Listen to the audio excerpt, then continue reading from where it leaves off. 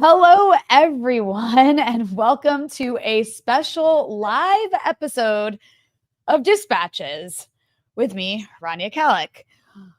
Well, we've got a lot to talk about today. What started on Friday has now escalated into a full-blown tit-for-tat war. Israel has bombed deep inside Iranian territory, hitting nuclear facilities, assassinating IRGC commanders and scientists, and smashing entire residential buildings. Iran has struck back at Israel, targeting Israeli military sites, including their headquarters in the heart of Tel Aviv, and sending Israelis running for shelter like never before. And now Israel is threatening to go even further, including possibly assassinating Iran's supreme leader. Meanwhile, the US, which had been pretending to pursue nuclear talks, was clearly involved in orchestrating this on some level.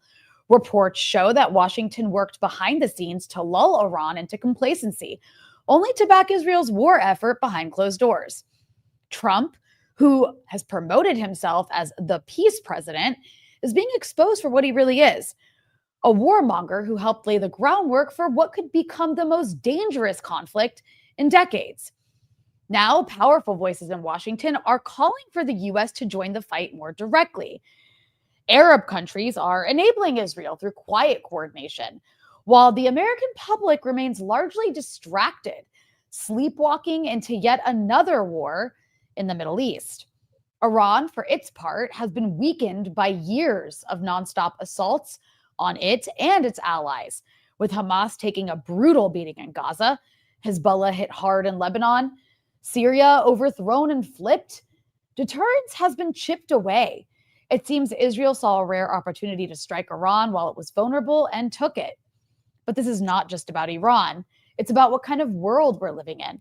If Israel can bomb nuclear sites and threaten heads of state with no consequences, what precedent does that set? And what does it say about the global order? Joining me now is Elijah Magnier, a veteran war correspondent who has spent decades covering conflict in the Middle East. He's been reporting in real time on Israel's campaign and what it means for Iran, the region, and the world.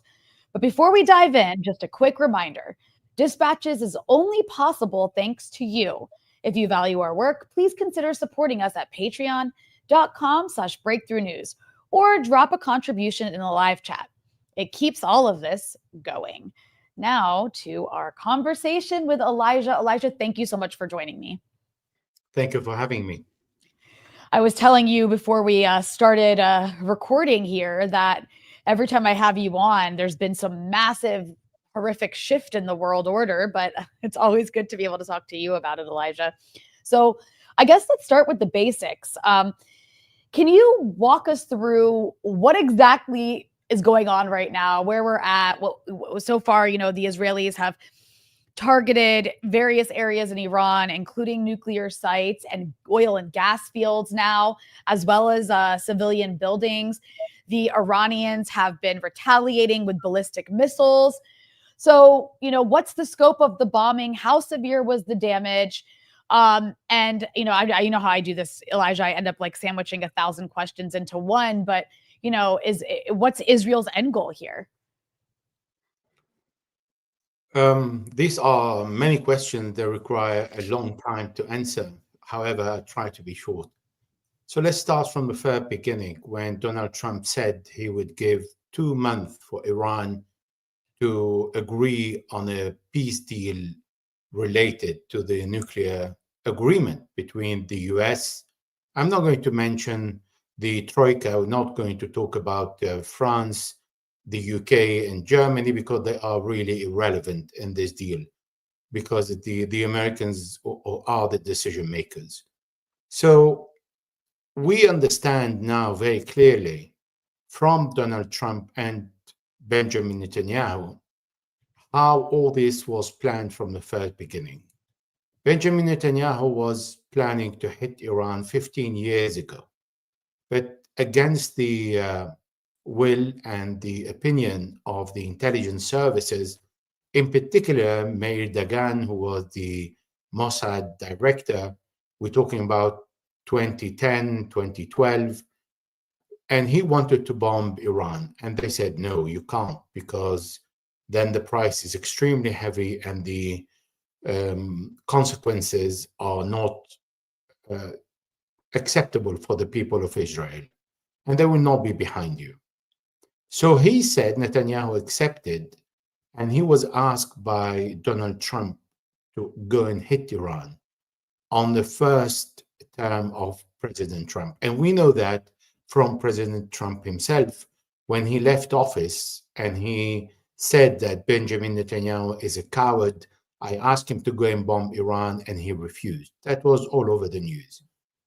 It means that Netanyahu always thought about the problem of hitting Iran and the consequences. And the main consequences are not only the Iranian missile, but also Hezbollah. And Netanyahu told us again that after November, when Hezbollah was severely hit, and with the setback of Hezbollah and the removal of Sayyid Nasrallah, this is where Netanyahu planned to attack Iran.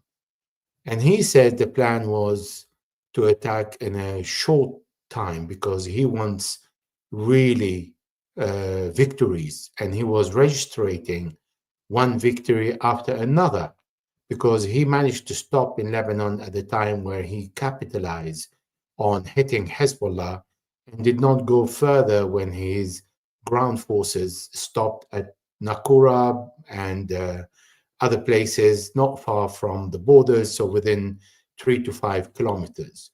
So he stopped there, and then the fall of Bashar al-Assad, and then his occupation to part of the southern Syria, Iraq that sat on the side without wanting to be involved in supporting Gaza or in what the so-called axis of the resistance that really didn't existed anymore, because Syria, even when Bashar al-Assad was around, refused to engage against Israel or to allow Hezbollah to engage against Israel.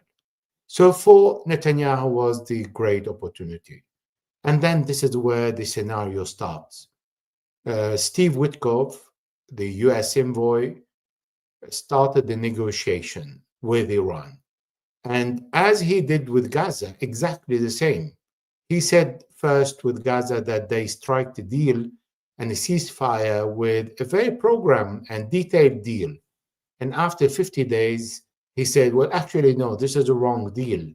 Hamas needs to release all the prisoners, which is something that impossible for Hamas to do because Israel was saying, I will take the prisoners and I will continue the war. So what's the point?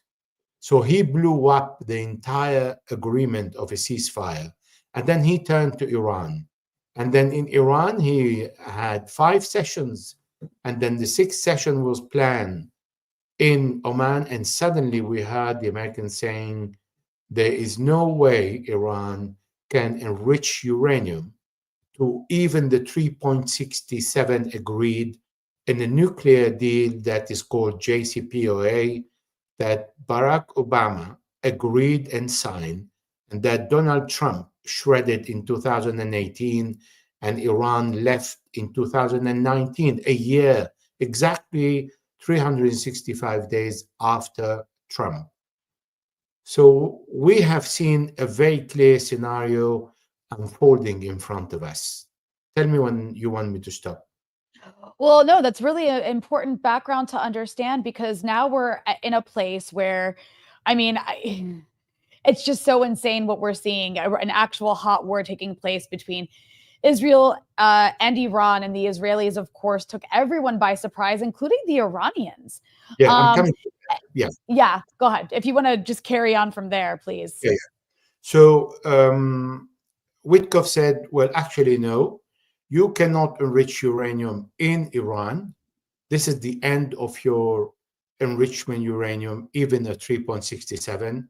We do that outside Iran, and then we distribute the uranium to any Arab country that want a peaceful program. So the Americans will be in control of the uranium, and the Iranians has to shut down everything, pour cement like it was done 2015 in the centrifuge and the reactors, And then that's it. This is the end of the Iranian program. And the Iranians said, well, you're talking about us not producing uranium, but you absolutely not mentioning the sanctions. So you want us to abide by a deal that you don't trust us, we don't trust you. You left and we didn't. We waited for 1 year. And now the IAEA made a report where the West condemned Iran for violating a deal that the Europeans and the Americans violated by leaving. And there is a very clear clause in the deal saying that Iran uh, will consider itself out of the deal if one of the parties do not respect it. And none of the parties respected, at the exception of Iran. And this is when Iran started to produce enriching uranium to 20% and then to 60%. And then more uranium stockage for the 60%, the 20%, and the 5%. And then it was waiting and saying, I'm ready for you to inspect everything, any place you want. They said, oh, no, but there are traces of uranium in a couple of places that you did not justify. This is exactly the same thing Obama was told by the Israelis, and Obama ignored it, saying this is a fake Israeli intelligence report that he will not take it into consideration. But it was like an umbrella that every American president hid under by saying, well, you're hiding something, therefore more sanctions on you. So what happened is this is the game. It was very clear, and I will explain why the game continued. So when Witkoff said, well, no, actually, we're going to meet on Sunday, and Donald Trump said, I'm not very happy with the outcome. You're not respectful of the deal. This is bad for you. And then suddenly the Americans said, we're going to ask all the non-essential diplomats and families to leave voluntarily. And then on the same day, I received an information from Baghdad saying, well, actually, the Americans informed them that the directive has changed and it was obligatory. And for obligatory, I've been told that, well, actually, it was late in the night and they said the Israeli seems to be preparing something with the Americans. And what Donald Trump said, everything is wonderful. We're going to have a deal with the Iranian on Sunday. So he created a ruse, exactly like he did in 2020 in January when he asked Iraqi Prime Minister Adel Abdel Mahdi to come to mediate with the Iranians to spare the U.S. embassy in Baghdad. And then Adel Abdel Mahdi said he will call Qasem Soleimani to come to Iraq and will talk to him. And Donald Trump was grateful by waiting with his drones to kill Qasem Soleimani. He did exactly the same now, but there is even worse. What is worse is Donald Trump wakes up in the morning and say, oh yeah, actually, I advise the Iranians to accept the deal now, come to the table before they lose everything. How does he know that the Iranians are going to lose everything? What is the level of bombardment? And I will explain that in a minute. So it means he was very well informed. And then he confirmed that to us.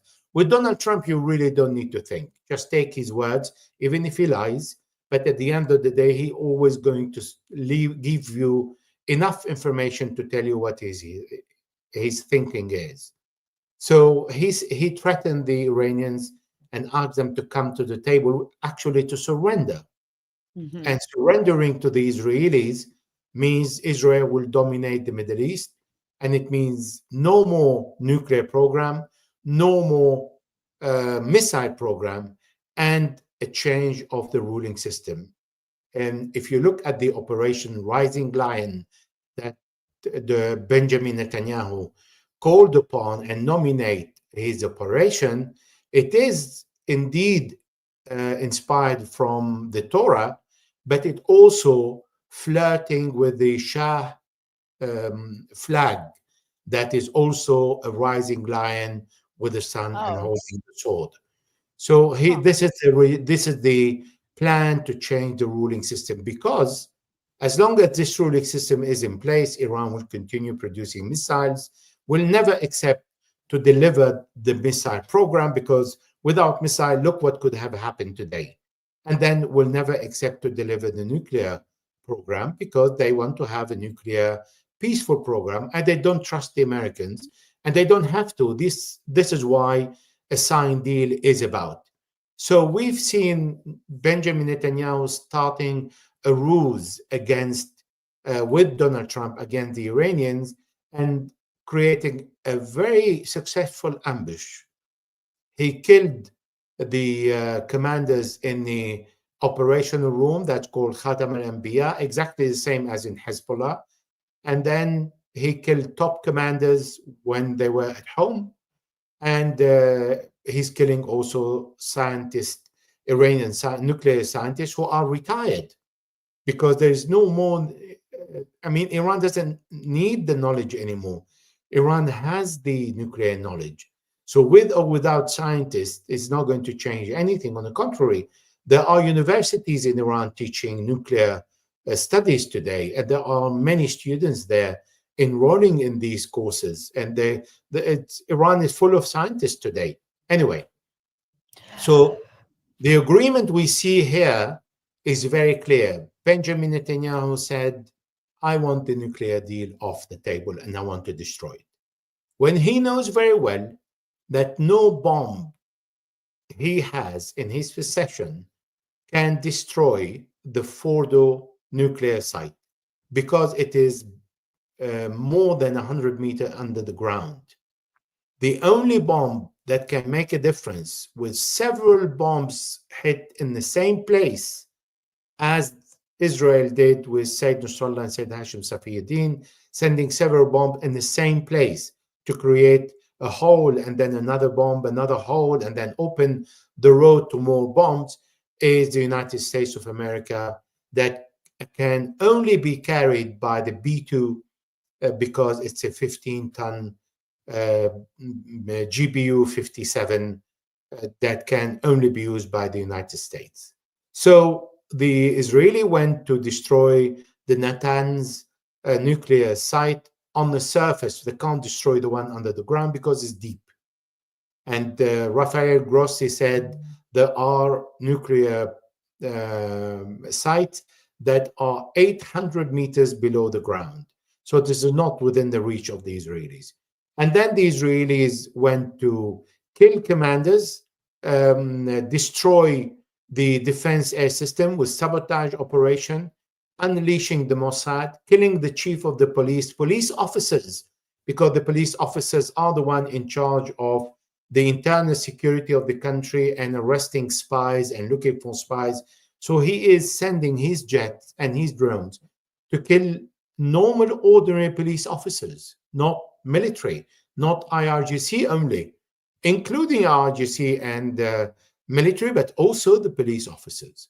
So the whole plan is laid down in a way where he is going to start open the ground, open the air to the American jets when they come in, and then destroy all the Iranian defense system, and then engage the Iranians with in a way that they use most of their missiles on Israel.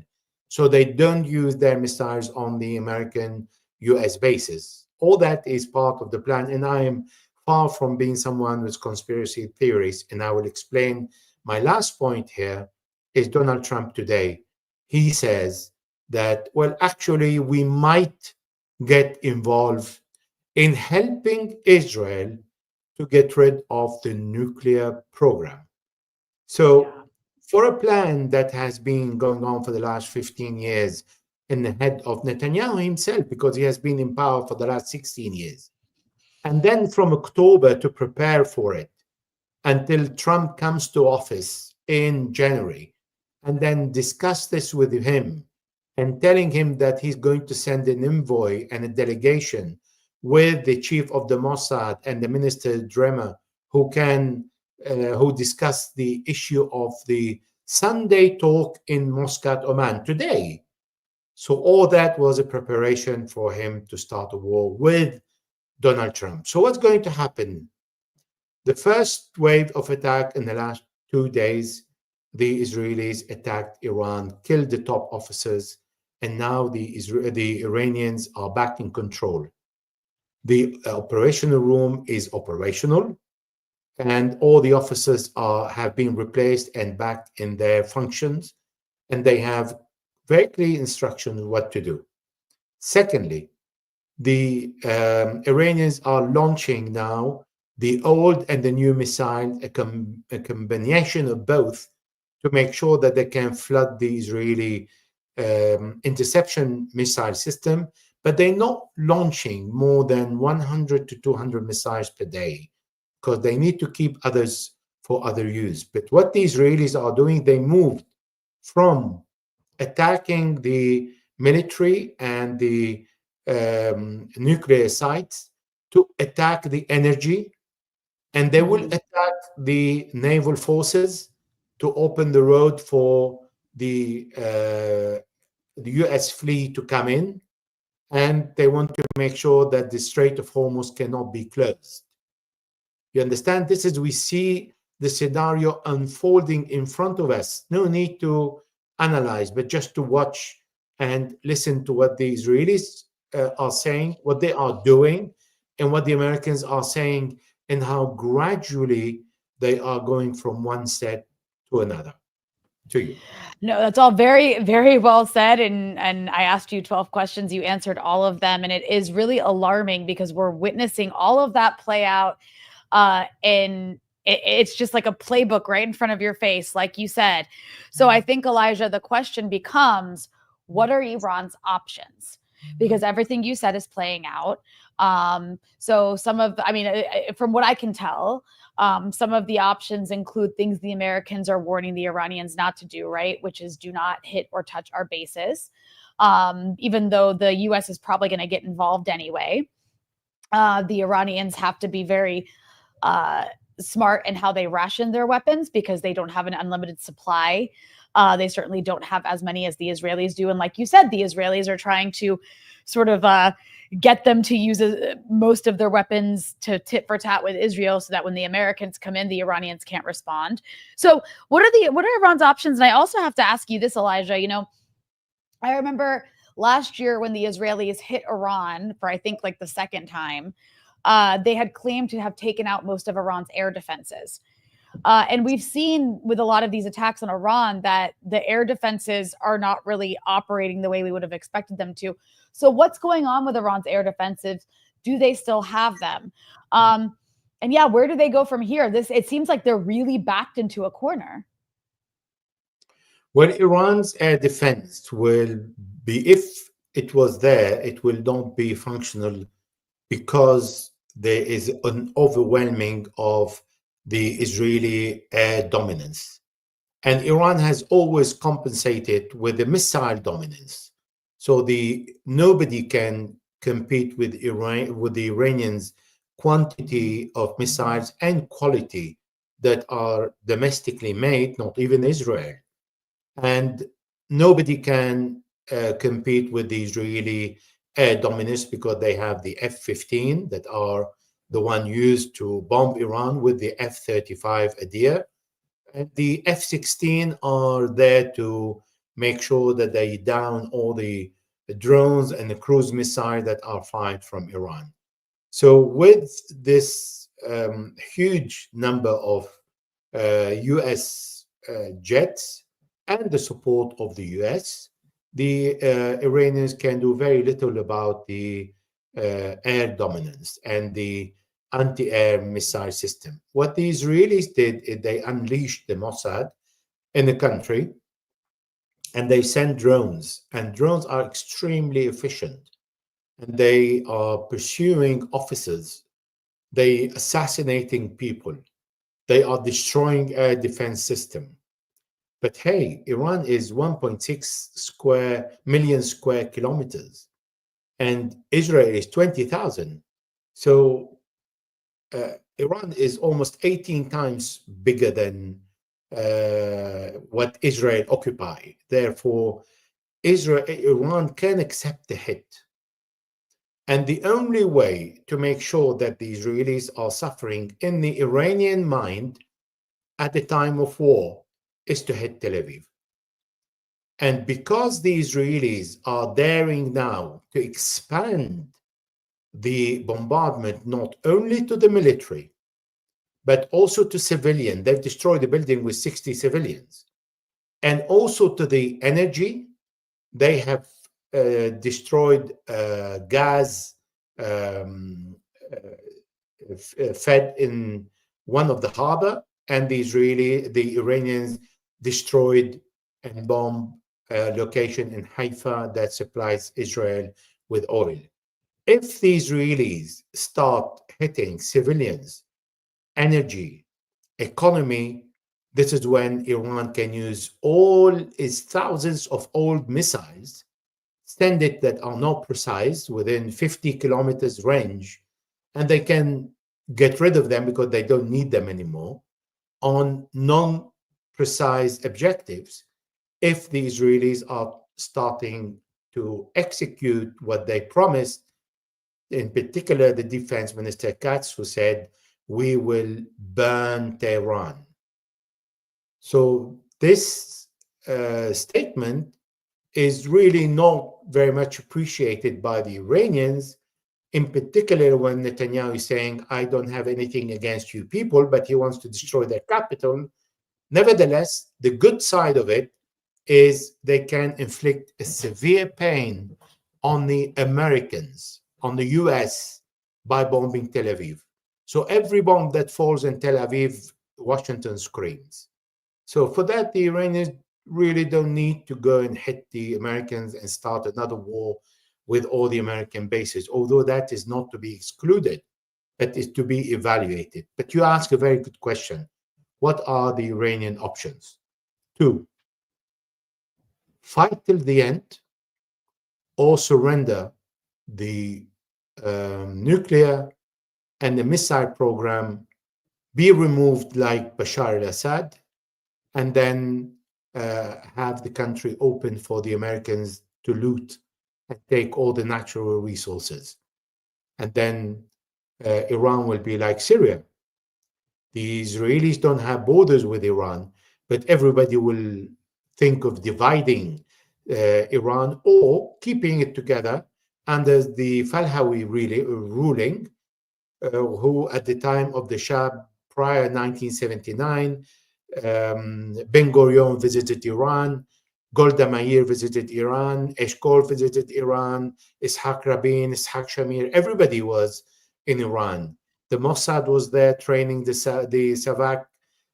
They were collaborating on energy, on agriculture, on intelligence, on electronic, everything. This is how they want Iran today. And Israel had an embassy in Tehran that Imam Khomeini gave to Yasser Arafat, and gave the first Palestinian embassy in the world was in Tehran, and the street and the square are called the Street of Philistine in Tehran. So this is what the Israelis want, and this is what the Americans are planning to. It is their opportunity.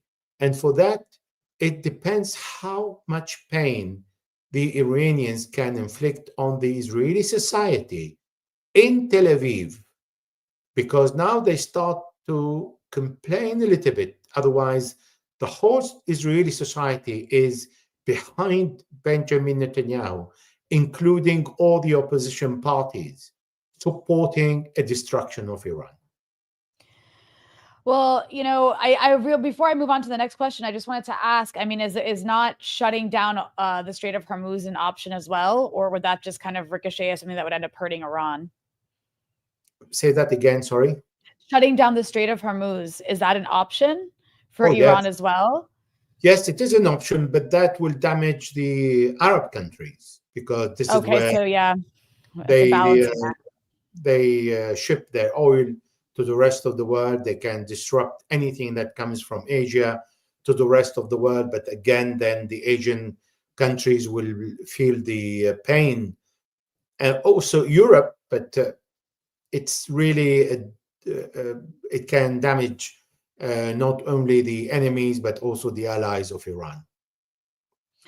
So I guess my other question would be, and maybe this is where I want to challenge the Iranian strategy a little bit, because I think a lot of people are asking this question is, a lot of what we're witnessing is the culmination of, you know, a lot of the various strategies that the US has used over the last, let's say, 2 decades or so against adversary countries to take them out.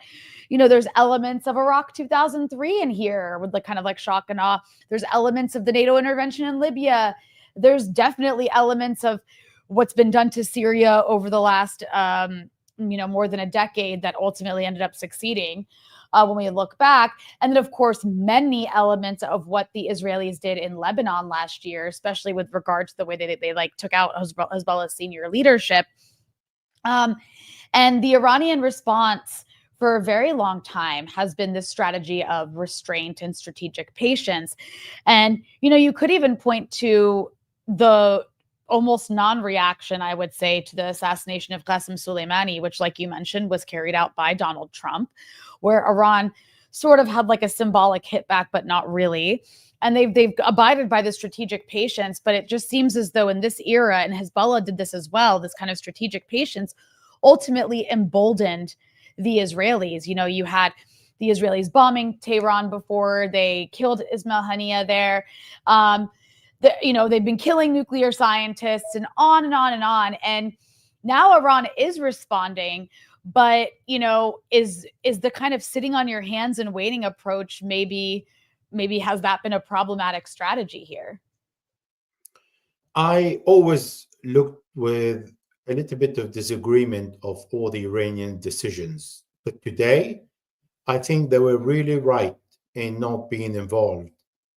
First of all, Iran is a country. It is just committed by the Constitution, Article 154, to support the oppressed people around the world, but not to fight on their behalf. Now, if you imagine Iran joining the war on the 7th of October, 2023, the whole world will stand against Iran.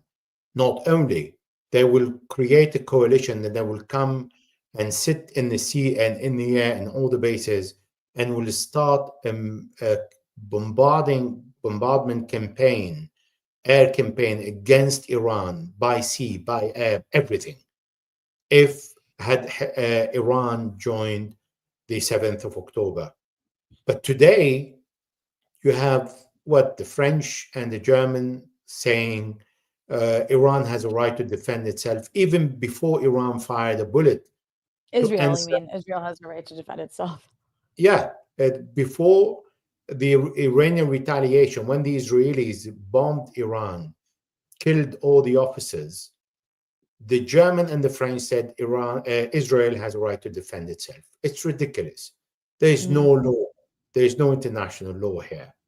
However, nobody else is talking about it and saying nothing. Macron is, because he was dearly attacked by the Israelis for saying that he wants to recognize two-state solution, so they crucified him. And now he's compensating with these comments. The German is a hopeless case because we know how the Germans have been behaving since the beginning of the war in Gaza. So for that, there are not many people. On the contrary, most leaders around the world either don't stand with Israel and say nothing or stand with Iran because the war has been announced by Israel. It's Israel started to bomb Iran as part of its strategy of preemptive attack. So attack the enemy. Maybe he's thinking of attacking you, so I need to go and kill him. So if you look at your neighbor and your neighbor look at you in a weird way, you say, he's going to come in the night and kill me one day, so I better go and assassinate him. That is the Israeli doctrine. And for Israel, this is totally legitimate. This is a doctrine that they've lived on. since always, since the creation of Israel on Palestinian land. So the thinking of the Israelis is supported today effectively by the Americans. Now, the British are coming in because they are part of the plan, because they know they need to participate to the biggest cake, that they want to all have a share, exactly what they have done with Russia, and they failed. Are they going to fail with Iran? It depends on the Iranian will to absorb as many bombardments as possible and to continue on the same rhythm, the same quantity, the same quality of destruction in Tel Aviv and in other places. If that is what the Israelis are going to do, and this is what it seems in their plan, then they might push the population to raise against their prime minister and say, well, it's enough. Because so far, Israeli prime minister and the army already warned the population that is what's going to happen. They knew, Yeah. but the population did not really imagine that they're going to wake up and look at that building where you and I will look at it and we don't really recognize if it is a Dahye or it is Tel Aviv, because now Yeah. these things look very similar after a bombardment. So that is the Iranian objective today, and it seems very clearly that they understood the only way to inflict pain on America first and on Israel second is to hit Tel Aviv. You know, the other thing that happened is I saw this morning there was a Wall Street Journal article that was quoting Israeli officials saying that they are considering murdering the supreme leader, assassinating the Iranian supreme leader. Do you see that as a potential outcome from this?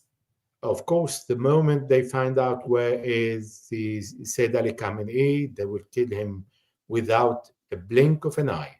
Because appointing the new Secretary General of Hezbollah is easy, because there are vice and vice and vice and people in the queue and there are commanders, etc. But the Grand Ayatollah, that is the Wali al-Faqih, that is much more complicated process and needs to be done with a meeting with the ulama. He cannot choose his successor. Khomeini did not choose a successor. And then you need someone who believes in Wilayat al-Faqih to combine the leadership of the state and the religious leadership. So that's not easy. So yes, Netanyahu, I'm sure he's looking for him. Is that something the Iranians would consider? I mean, I'm not sure the Iranians have the capability to, the way the Israelis do, in terms of assassinating even Israeli military leadership at this point. Well, if, let's suppose, they manage to kill Sayyid Ali Khamenei, because he is a commander of all armed forces and the country is at war, the country will continue with the same instructions of the last leader until the war stops. So they don't say, okay, we stop because we don't have instruction. No, listen to something extremely important that I've heard today for the first time since the beginning of the war, that it started only Friday, but that was the first time. The Khatam al-Anbiya room, so the operational room, issued a communique for the first time. It means they are in control. Now the control is back where it should be. And these are the people running the war.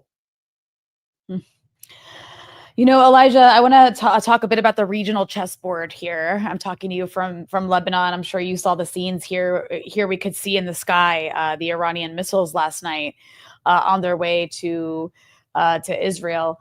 And you know, people across the region are seeing those missiles, and I think people around the world, it's like nothing I've ever seen. People are taking solace in the fact that this bully that's been committing genocide for the last year is now experiencing some level of retaliation, or last 20 months, not even, it's been almost 2 years of nonstop genocide.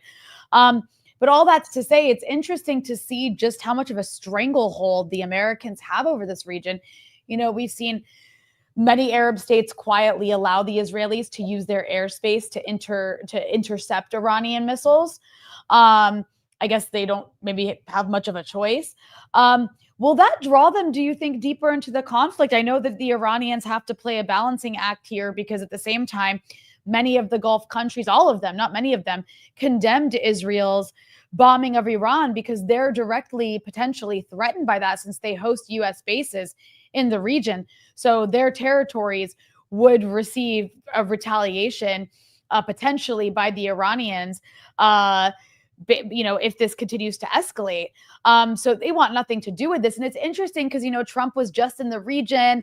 They rolled out, I wouldn't even say the red carpet, the Qataris and the Emiratis and the Saudis rolled out the gold carpet for Donald Trump and promised to invest so much money. And it doesn't seem like they have any influence over this because they're all very much opposed. I mean, they don't like Iran very much, but they don't want an unstable region because this affects their stability too. And there's also the issue of the fact that if the Americans do come and when the Americans do come and hit those nuclear facilities, that will lead to contamination in Iran, but also likely into the Gulf states as well, because they all border each other. Well, look, the Gulf countries never been fan of Iran. However, they have another problem to deal with. If Benjamin Netanyahu wins, he will be the king of the Middle East, and he will be the only one dictating the rules. Because before that, because of what happened in Gaza and because the visit of Donald Trump, where the Arabs managed to bypass Netanyahu, saying, actually, we don't need him. We pay the money directly to Donald Trump. And the Saudis invested in 1 trillion, the Qatari 1.2, the Emirati 1.4 trillion dollars on 10 years program. So for the Arabs, they really don't need Israel. This is why they set up a line, Saudi Arabia, but not the Emirates. The Emirates is over in the hand of Israel, and they want to be better allies to the United States than Israel. So they're competing with the Israelis. But the Saudis don't want war. So they're saying, we deal with the Americans. We don't need to submit to Israel, although there are Israeli ministers flying backward and forward on a normal trip to Saudi Arabia. So this is not an issue. However, supporting Iran in this time, I don't think anyone would do anything in favor of Iran or even to say a word. The only thing they are afraid of is the Bushehr electric plant, because that is on the sea, is very close to countries like Bahrain, Kuwait, the Qatar, and it can be contaminated. The water can be contaminated and they can receive radiation. But according to the law, Article 110, I think it is against the law to bomb an electric facility that is for non-military usage. It is argumentative for Fordo and Natanz and Esfahan nuclear site. So as long as the Arabs are happy that Iran is hit and is hitting back, and the Israelis are not destroying the Bushehr electric plant, non-military, then they will wait and see, and they will condemn it, usually, at the exception of Jordan, because this is where the Iranian drones can cross, and not the missiles. They can do very little about the missiles, because all these are ballistic missiles. So they go outside the atmospheric pressure and they come down. This is why you are in Lebanon and you see them, because they are coming in, and you see them shining because they are visible in Syria, they're visible in Lebanon, and they are intercepted or non-intercepted above Israel. Now, you spoke about what's happening to Lebanon. Today, there were an unusual number of drones, I've learned. Yeah, I could hear them. I could hear them before we were doing the interview. I've been told that. So people are thinking that maybe Israel is preparing something or monitoring the movement if there is any unusual movement. If Israel start bombing Hezbollah or the suburb of Beirut in an unusual way, then Hezbollah might react, because if Iran is defeated, the next war is in Lebanon. Well, you think so? You think if Iran is defeated, Israel will go to war in Lebanon again because Hezbollah will no longer have its biggest partner. Oh, you will see the Israelis in Beirut. Well, so that goes to the issue of the fact that at the end of the day, Iran is the only thing standing in the way of complete and utter Israeli hegemony across the entire region. I wanted to ask you, last time I had you on the show, Elijah, it was to talk about Syria. It was to talk about the massacres on the coast, the sectarian massacres of the coast that happened back in, I think it was March. And, you know, the fall of the Assad regime in Syria, we've talked extensively about that. People can go back and watch those episodes. We've had very nuanced discussions about that. But at the end of the day, that was a huge blow to every force of resistance in the region, whether we're talking about Hezbollah and especially Iran. Would this be possible right now had it not been for the overthrow of the government in Syria? What would be possible? Sorry. Would we be in the situation we're in right now with regard to what Israel can do in Lebanon with Hezbollah and with regard to what Israel's doing in Iran had it not been for the fall of this massive country, Syria, to a government that seems very pleased to, in the near term, normalize with the Israelis? I'm going to be honest with you here. Since January 2024, President Assad put a limit to the Iranian movement and presence in Syria. He started imposing restriction on their movement and the property they bought in Syria as individuals. And he made a deal with the Saudis and the Emiratis, met with the Americans on several occasions outside the country, and he was going toward the lift of the siege on Syria, and the price was Iran should be out. The Russian played an effective role in convincing Bashar al-Assad to drop Iran, and any Iranian plane that would land in Syria needed the approval of the Russian first, and then Assad next. For that, even at the last moment when the Julani advised an advance toward Aleppo, the point was to occupy Aleppo, but not to occupy Hama, Homs, and Damascus. It was to stop at Aleppo. And then this is where Iran said, we will create a bridge and we'll bring man and weapon for you to stop them. He said, you need to ask the Russians. And the Russians said no.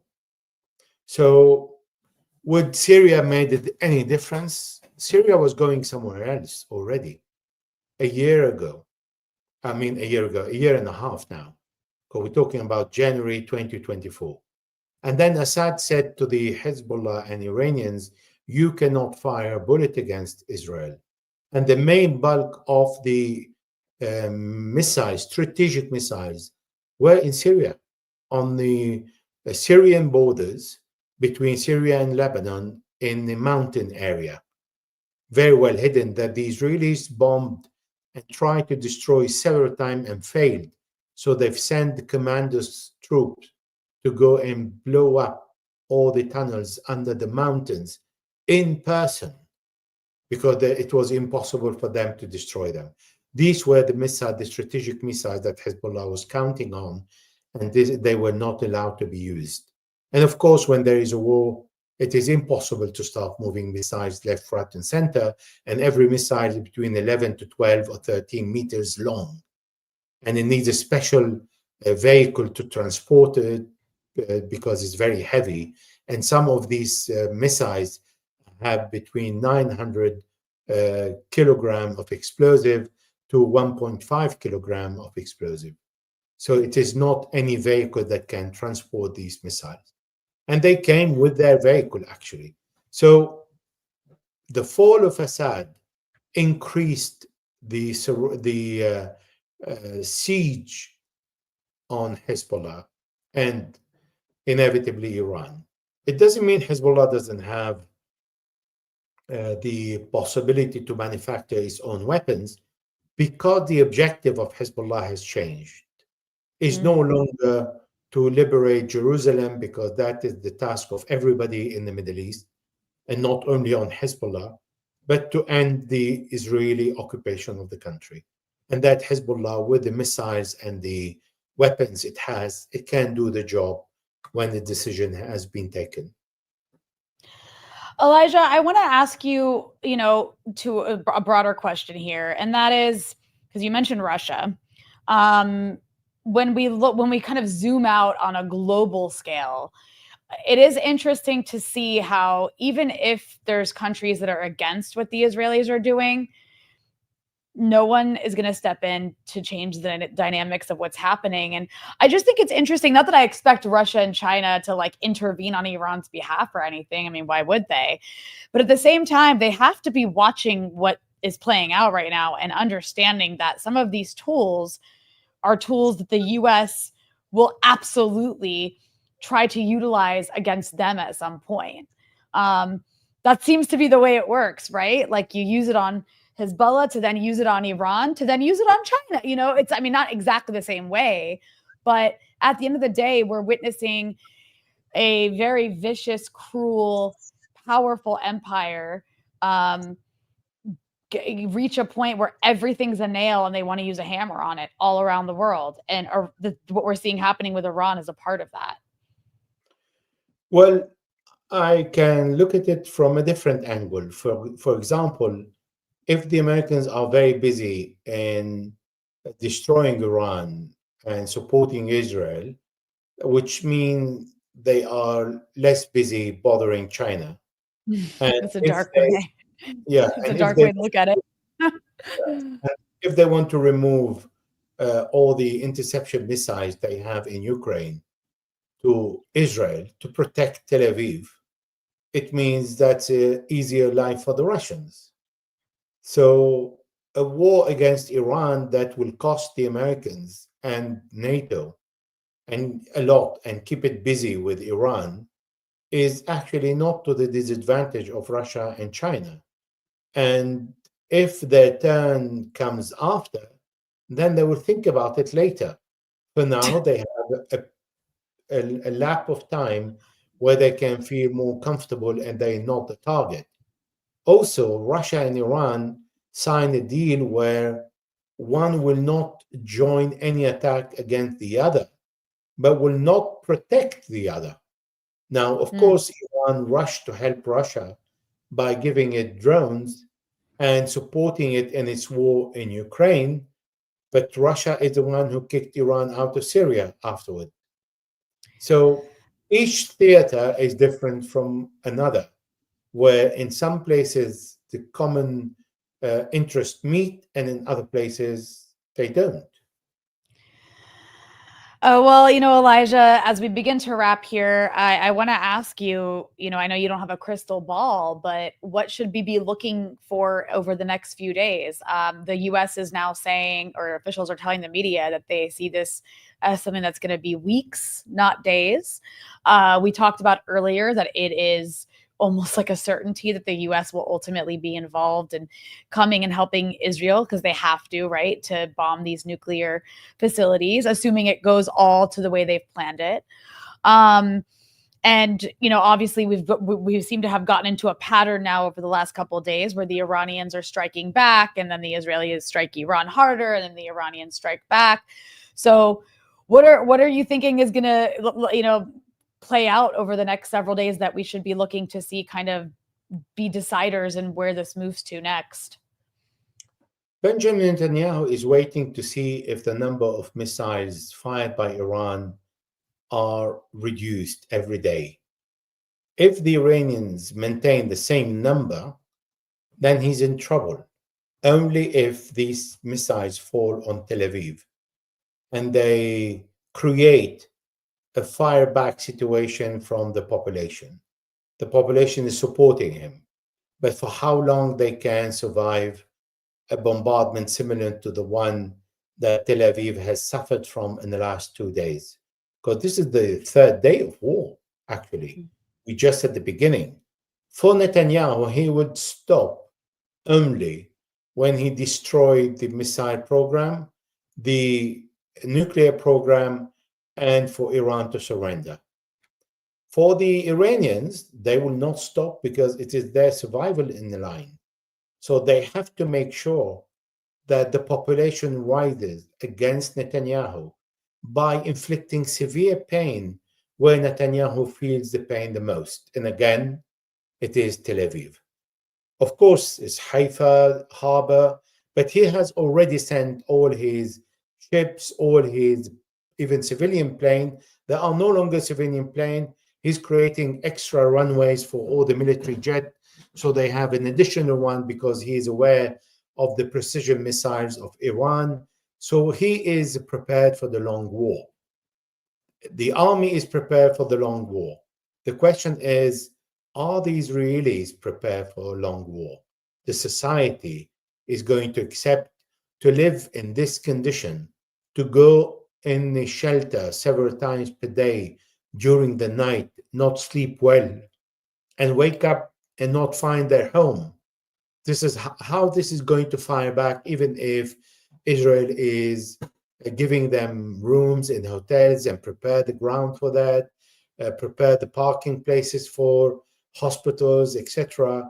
And they really not getting away with it because last night they suffered 8 killed and 320 wounded. So it's not something that if they have this every single day, I don't think they have that kind of patience that the Iranians have. That's true. I agree that the Israelis do not have the patience that Palestinians, that Lebanese, that Iranians have. They are not used to actual war on their territory. The Iron Dome, by the way, seems to not be able to protect them from Iran's ballistic missiles. At least. So I'm just curious, like I know we don't know exactly what Iran has in its arsenal, but how long can Iran sustain a back and forth like this? Because Israel also did hit their weapons depots, from what I understand, or at least some of them. Well, after the Iran-Iraq war, the Iranian understood they need to have their own missiles. And with the world sanctions, they started to create their own missiles. And they started with the Scud missile, that is a Russian old version, and then they developed it. And then they went around looking for new technology and the way they can develop their missiles. And they have succeeded. And since they are piling up missiles in their warehouses in different parts of the country. Now, of course, there are old versions that I think they will use. They are using a combination of old and new. If you look at the images, you see some missiles coming on a one speed and others coming on a much greater speed. It is the difference between hypersonic and ballistic missiles. And they all go outside the atmospheric pressure, but some of them go on a reduced speed and then they increase speed outside. And when they fall, they are on a reduced speed. And other, the hypersonic, they maintain their high speed between 9 to 15 Mach. We don't know if they have the 15, but we know they have the Mach 9 and Mach 11. And maybe the speed of sound, 15 times the speed of sound. And this is, you see clearly with the bombs falling on Israel, the different speed of missiles. Well, I think they have thousands, and I think the Iranians counted what has remained because the Israelis are bombing the warehouses, they're bombing the missile manufactory also in different places. And they're trying to bomb the entry and exit of the missiles warehouses hidden in the mountains. For that, we don't know. But looking at the quantity that Iran is launching per day, it means that they can sustain a war that can last for a year. And if they every day they can launch between 100 and 150, then it means they have many missiles to launch. I just really quickly, I noticed there's about 2,000 people watching. I want to remind all of you to please make sure you hit the like button. It helps boost us in the algorithm. Make sure you subscribe to Breakthrough News. Elijah, I want to thank you for joining me for the hour. You're such an important voice. Your analysis is top notch on all these issues. I've been watching you on Al Jazeera give your analysis when you're on throughout the day, every hour or so, which has been super helpful to follow. I just want you to tell everybody where they can follow your work, because you also put out articles quite often that are very useful to know what's happening. Thank you, Rania. Yes, just I'm on Twitter, and they can subscribe to my blog. Thank you. Thank you so much. I really appreciate it. Thank you very much.